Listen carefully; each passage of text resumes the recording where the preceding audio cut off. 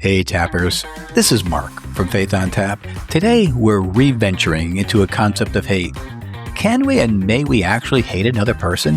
It's difficult and uncomfortable terrain for sure, and mucking around in hate can be troublesome. Hatred is toxic. I cannot like someone and still respect them, still appreciate a point of view that is different from mine, not like their point of view. But hatred is a whole different ballgame. Hatred feels dark.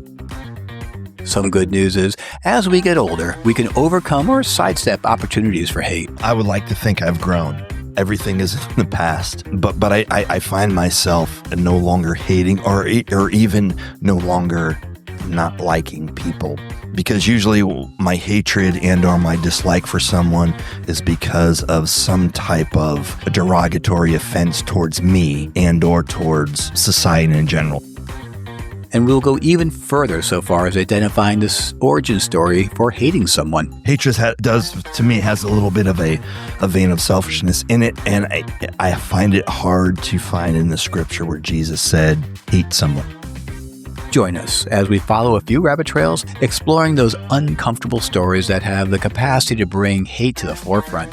And then let's get to the heart of the gospel and see where hate goes then, today, on Faith on Tap. Here we go. We are at Woodbury Brewing Company in Woodbury, Connecticut, so surprisingly. And we are going to be, Liz is very happy. I've had a disappointment in beer here. I looked at their whole list, and they had their typical 63 IPAs, 2 lagers, and Pilsner. I go, all right, give me a Pilsner. What do I have to lose? I have no feeling in life anyways. So I had that, and it was a Pilsner. It tasted like water. Liz had a cider, because when there's no stout, she had a cider. And how was your cider? It tasted like a cider. It was perfectly average. So, yeah, I drank through the lager and go, well, how come you guys don't have a stout? And he said, oh, we have a stout. We have a new stout. We just got it. It's not in our menu. Yeah, it's just been sitting here minding its own business, and you two morons didn't figure it out. So I said, that's unfortunate. So he goes, you know what? Let me give you a free sampling, a 5-ounce sampling. And it was really good. Then I had another, I don't know what the name of it, but it's a good stout. I don't even care. It's good. It's called stout. And that's the voice of Mr. IPA. What delicate IPA did you have? I enjoyed this evening the Yummy Bear IPA. He's my pastor. BEER, Yummy Bear. But the illustration definitely has a purple gummy bear next to it. The crowd is us. And I think And 4 other people. 4 other people. Yeah, so this is going to That be... just got their food and probably don't want to talk to us Yeah, at this point. is going to be an interesting night of questioning, so stay tuned for some interesting talk here. The question, though, we're going to ask will be a fun one, or a very sad one. I don't know. The question is, who is someone that you hate, or if you do hate someone, and basically why? So are we going to have people say, no, I don't really hate anyone, or will they give some stories? Again, politics. I think people will say they won't talk about anyone necessarily close to them unless they've been recently divorced or something. They'll go politics instantly. What do you think, Dennis? I think hatred will come in the form of crimes against morality. I think if somebody has suffered I don't want to get dark and deep, but like sexual abuse or Like a direct one? direct or affecting immediate family, I think it's very common and very easy to hate in that context. Well, I'll go off the reservation and say that the people will say, no, there's no one I really hate. I might not like people, but there's no one I hate. That's what I'll say. Yeah, maybe they'll be like, I hate a concept or a quality, but they won't name a person. Is that what you're saying? Well, so in other words, you agreeing with what I say? You want to change your opinion? I'm trying to clarify if that's what you mean, man, because I think they're still going to go political. All right, so let's go have some slim pickings and see what they have to say.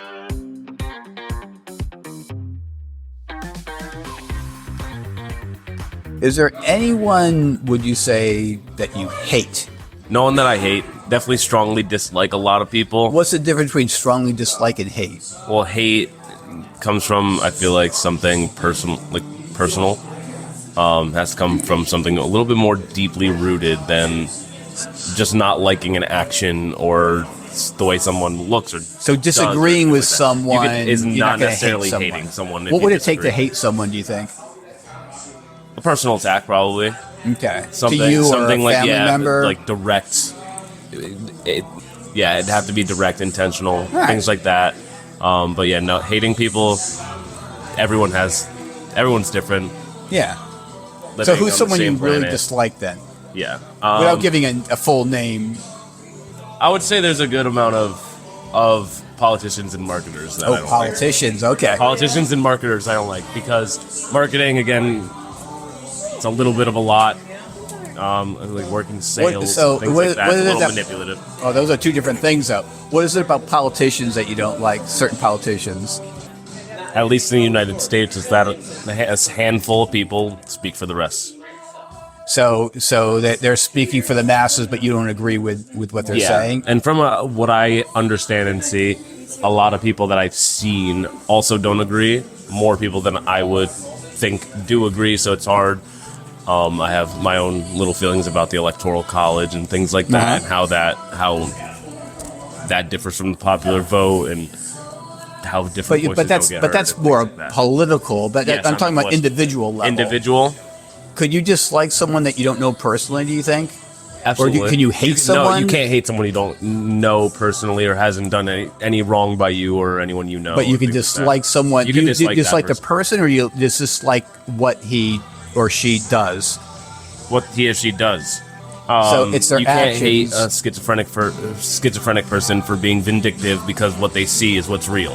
That's cool. I like that. So I mean, every person is different. What is real to them might not be real to you. So can't hate somebody for what is real to them. All But right. you can if what's real to them is a directly insult or like attack to your person, character, your family, anything like that. Do you think someone?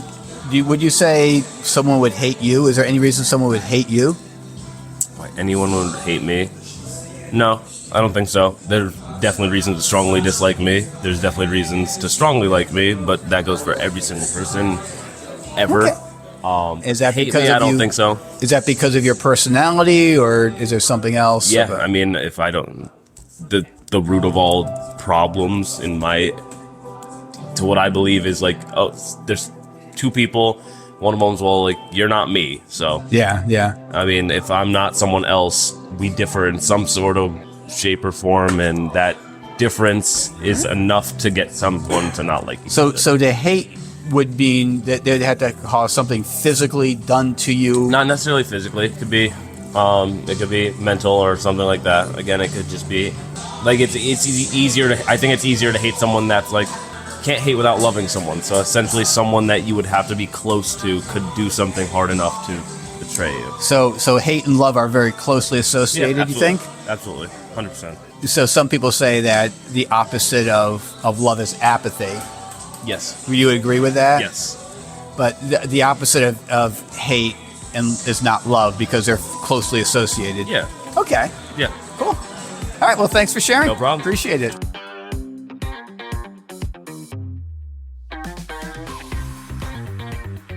So here I am. My name's Dennis, and your name is Ashley. Ashley. It's nice to meet you. So the first question is this: you ready? Sure. Is there someone you hate, and why? Now, Yes. since this is not video, if you watched everyone in her group kind of turn and giggle, There is someone I strongly dislike, yes. is it dislike or is it hatred? No, I hate. If I was driving a large military vehicle, I would speed up to run this person over. And can I ask why? They're just not a very good person. Like, they like to stir the pot and create drama. Okay. And then become the victim when they've done that.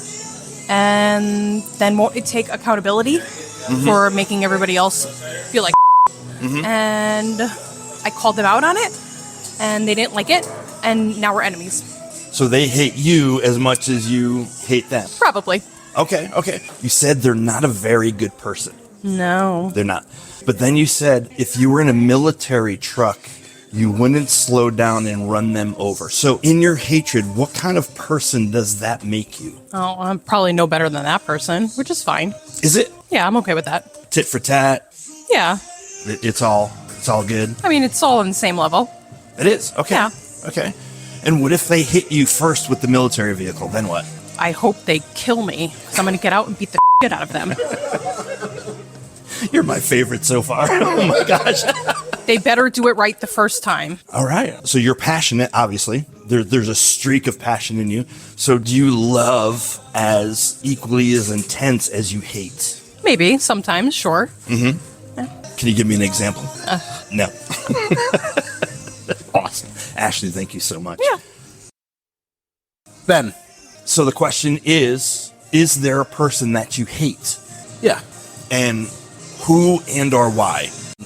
They were very, very cold. But not a very nice person growing up. Left some scars on myself along with a lot of people that we grew up with. Sounds like somebody close to you. No, not really. I mean, we went to school together. Oh, okay. Yeah. All right. And so Yeah, it was just bullying. So Stuff like to that. this day, you still feel that vein of hatred towards him. Sure. Now, is it a military vehicle type of hatred? No. No. No, it's more of a hatred as like, I hate what was said and done, but I hope that his anger had kind of dissipated over time as we grew older. I cut ties after school. Right.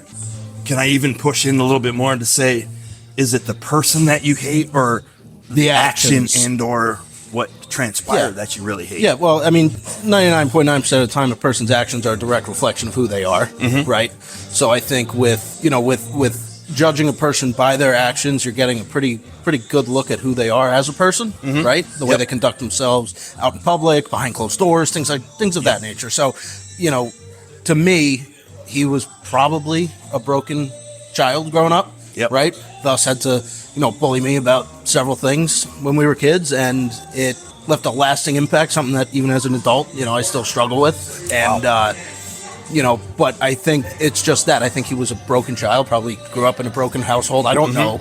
But I do know that the hatred for him stemmed directly from his actions.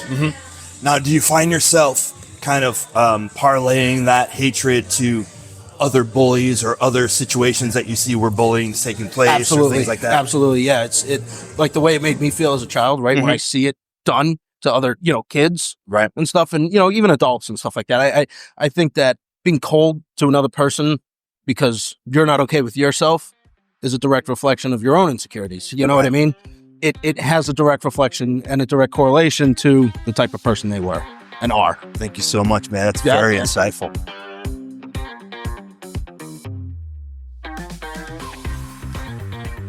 Okay, let's hear about this. To the point where, I'd rather not see them. One being my cousin Steven, who lived with us from the time he was in 6th grade until we both turned 18. We're 6 months apart, so he's like a brother.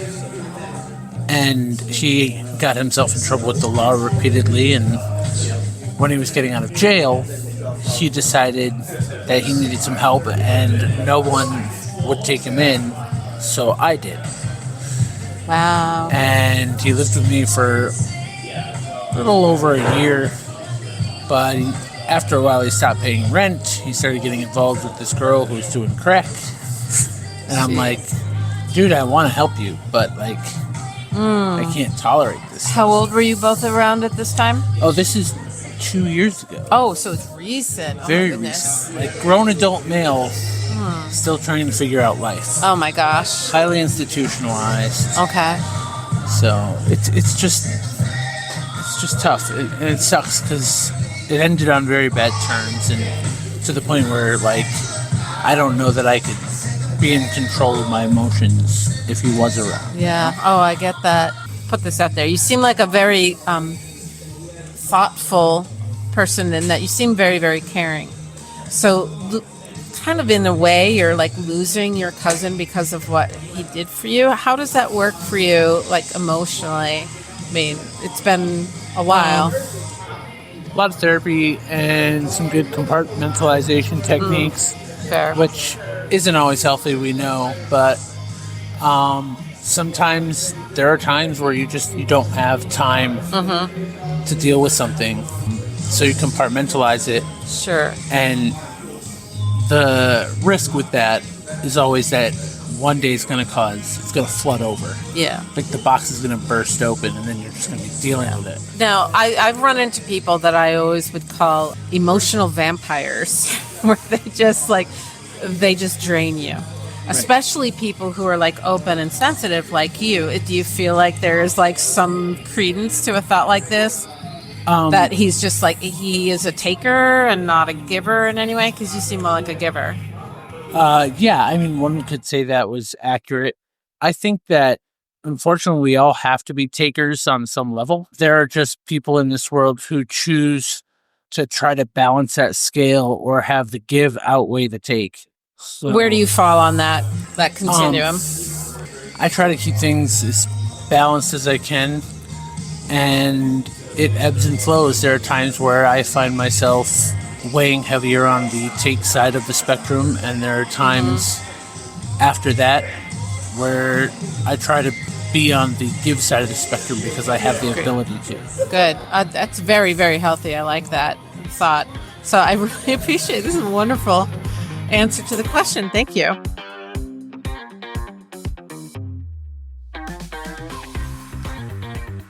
And we're back. Hey, Liz, how you feeling today? Like I just outran my existential dread for now. Okay, I guess that's a good thing. Is it? Like, can you explain the goodness? No, I'm not going to explain anything. I just let her talk, and I nod and smile. And you don't welcome to 40 some odd years of nodding and smiling. I was going to say you don't like to sleep on the couch. And that's the voice of the Rogue of Renewal. Silence. There's a tension there that I enjoy. A rogue. Yeah, I know you liked Rogue. And renewal. Because I don't understand it, I'm going to embrace it. Renewal.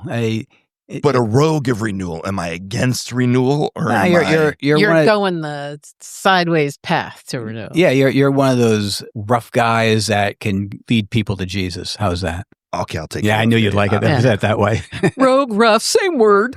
We were just discussing our topic today. It's an interesting one. It's all about hate. And we asked, as you heard, is there a person that you truly hate? And what does that say about you? And, well, we'll start with you, Dennis. You had two people that you talked about hate. I did. Ashley, when I asked the question, she was with a group of 4 people. When I asked her the question of, is there someone you hate and why? The other 3 people in her group just kind of laughed and turned away. And Ashley shared that she does hate someone. And if she was riding in a military vehicle and saw that person, she would not slow down and proceed to run them over. Hope it's not me. Right? And so, yeah, there was a deep hatred, I guess, from her perspective anyway. And it seemed like through the conversation, the person hated her equally. And so there was a mutual hatred of one another. Yeah, that sounds lovely. Yeah. And then Ben, when I talked to, he hated a bully in school that kind of caused a lot of trouble for him and some of his friends. And so there was a hatred. And he was a little bit more reflective of hating kind of the bullying a little bit more and not necessarily the person so much. Right. But there was still, he used the word hatred in that. Yeah, he did. I spoke to Jonathan, and he's a gentle soul. And so he couldn't even bring himself to say he hated anyone, So Jonathan said that, it wasn't hate, but someone that he currently just very much disliked was actually his cousin, who ended up living with him for a while and made his life very, very difficult. They were pretty much the same age, only a handful of months apart. So they were raised pretty much as brothers, and just things got squirrely and out of hand, and his cousin was involved with drug culture and all these other things that made it difficult for Jonathan. So it just really made it difficult for Jonathan to, have the life that he should have had, because he had to deal with this very disruptive person. And so he still doesn't talk to him to this day, even though it's a very small and fairly tight family. So it's just kind of sad, and because he seems like a real sweet gentleman. So I had an interesting talk with Darius, and he basically stated he doesn't hate anyone. He just hates too strong of a word, but he does strongly dislike someone. The basically distinction he put on, as you heard, is that unless he personally harms you or a family member, it's hard to hate someone. Maybe a personal attack would change that. Then he proceeded to say how he hates politicians, and which would go against the personal attack. But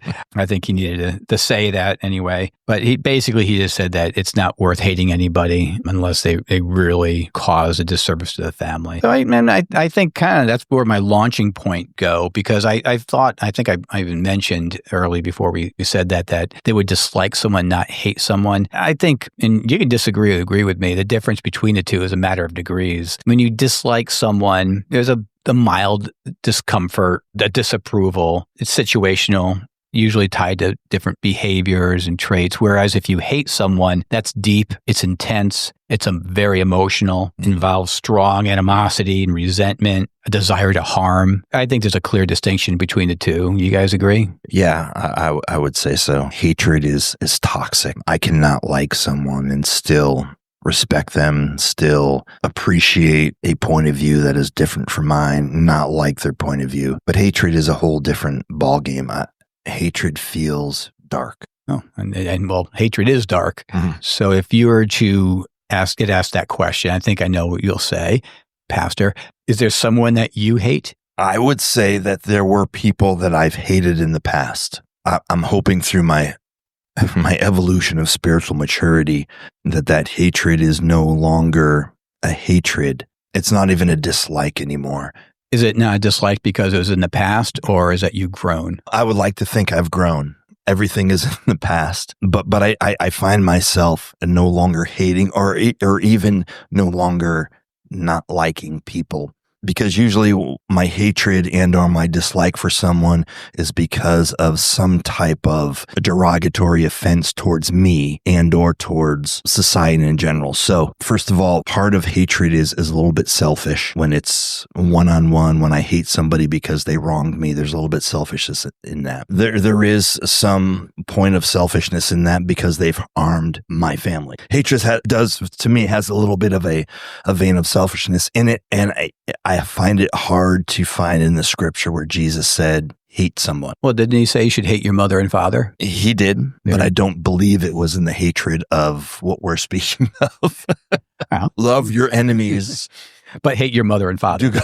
There are people who really, at a point, I probably hated them. Looking back now, it's distant. I don't have that feeling. One would be a teacher in my old school that she was caught changing my students' grades so she could she got more money from the town by doing that. Long story. And she went in and changed the grade. I then objected to, much to the chagrin of the principal and everything else. It really got ugly. I ended up having to go to court because the Board of Ed was happy that someone finally stood up to this person, and I had to appear in court. Long story short, she was found guilty and she got promoted in the town of Waterbury to a higher job with more pay. Waterbury, that explains It's a lot Waterbury, of things. Connecticut. Yeah, that's my story. So you hate her? No, I don't. I don't hate her. Dislike her? Now Is it her now or I don't is it her even remember. actions? I don't even remember much. I mean, I just remember the story. I don't remember the feeling. It's not like I have that urge to be mad at her. But it was frustrating. And at that time, it was every day was terrible. I'd go in and there was a clan that would just against me because they liked her, and good grief. It was weird. You know, hatred really is. It's a commitment, I think, on the part of. It's people. hard. It really is. Yeah. There is when you mention somebody hurting your family, like no one has hurt my family. So I haven't experienced that degree of dislike and or hatred. Am I capable of it? I have to say yes. I mean, I think we're all capable of that dark, I want to kill you hatred. It is dark and it takes energy. And I think some people, there's only so much hate you can have. And you can see people, it's like, they don't hate me as much anymore because they hate someone else more now. So, Right. Yeah. So do you think anyone hates you guys? Yeah. Absolutely. As a pastor, they hate you, or Yes. as a person? I'm not sure you can delineate, separate the two, but I know that people dislike. Let me not use the word hate because that feels very accusatory, but I know that there are people throughout the years that very greatly dislike me. Okay. All right.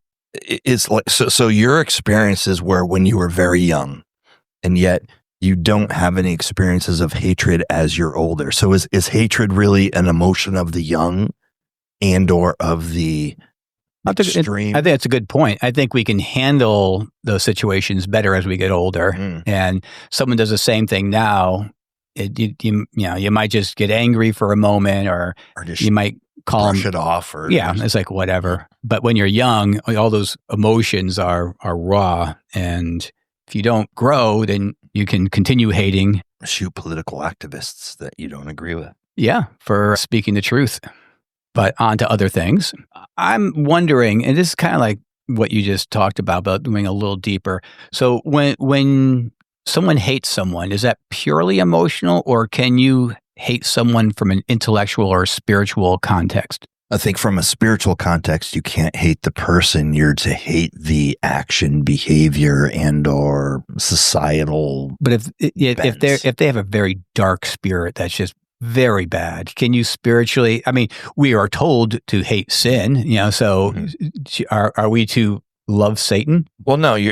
Satan is a completely different entity than a person. But we can spiritually hate Satan. I think we can. Yeah. And I think Scripture has enough evidence of the darkness and or demonic and or wrong, bad personality of that, where there is a hatred because Satan ruined everything. Yeah. Genesis chapter 3. Oh, intellectually. Can we just, because of what they stand for, it's not emotionally. It's like they're against this, and this, therefore I will hate them. I think that type of hatred, again, is a maturity thing. So the younger or immature, and I don't mean that in a derogatory sense, I just mean that in a coming along or growing sense. The immature would be more prone to use that word hatred, where the mature would be able to put it into boxes and be able to separate maybe action from people, and or from a spiritual perspective, understanding what the Scripture says, that we don't fight against flesh and blood, but we fight against principalities and authorities in the spiritual realm. And so if we can look at it from that perspective, we would tend to hate people less and hate the spiritual darkness that is compromising people's attention, people's behavior, people's perspective of what is right and wrong. So you're saying then, as a Christian, we should not hate Hitler or Lenin. Do you agree with that? I would.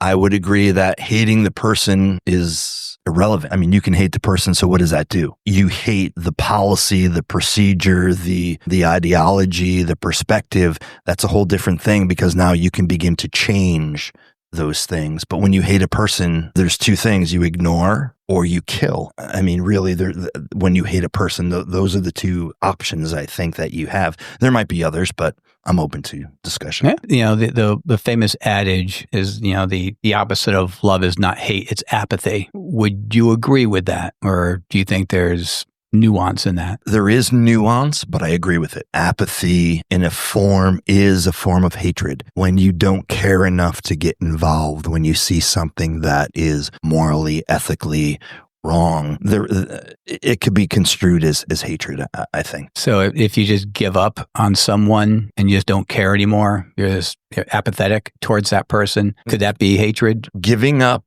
I think, is different than not caring anymore. Sometimes you have to come to the point where there's no longer anything that you can do to help, to assist, to come alongside and lift up. Well, I'm just thinking this, is it easier to go from love to hate or love to apathy? What's easier? To me, love to hate's easy. I think it is, because it lacks any type of qualitative and quantitative. It's just emotional. Analysis. Yeah. Yeah, it's purely emotional. Yeah. And you go, I love that person. I love that thing. They did a bad thing. I hate them. To be apathetic, it's like, I don't even care anymore. It's like you've had an endurance race and it's just, I'm done. Okay. I would agree. I mean, apathy is, I'm done. I guess the last question then would be, in practical steps for Christians to take and overcome hatred, even if it's justified, what can we do? What can we do? How do we lean on God? Why do we hate? Do we hate a world leader because he's leading his country poorly? Or do we hate the person that has murdered a loved one? I mean, that is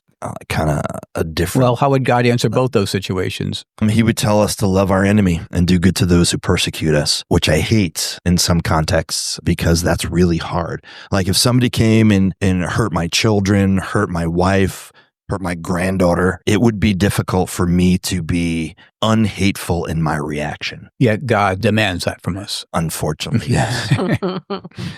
How do we get through that situation of you hate someone? God doesn't want me to hate that, so I will try not to hate. How do you do that? You know, I don't think there's any formula for such a thing. It really is you going to God and being honest and saying, God, I hate this person. Change my heart. It's got kind of a formula. Yeah. Well, yeah. I mean, as far as formulas go, Yeah. but there's not, forgiveness and God has to do that. And there still has to be a healing process involved in that. There has to be a huge healing process. Any last thoughts on hate? There's a meme. I'm trying to find it, but I couldn't find it. Jesus says, you have to love everyone. And he says, well, even Gary? He says, so Jesus says, yes, even Gary. And then Gary says, suck it, guys. And he goes, Gary, this is not the time. And that's a great way to conclude our podcast. Good night, everybody. Tune in next episode when you'll hear Dennis say, I actually have a t-shirt that says, yes, I'm a pastor. Don't look so surprised.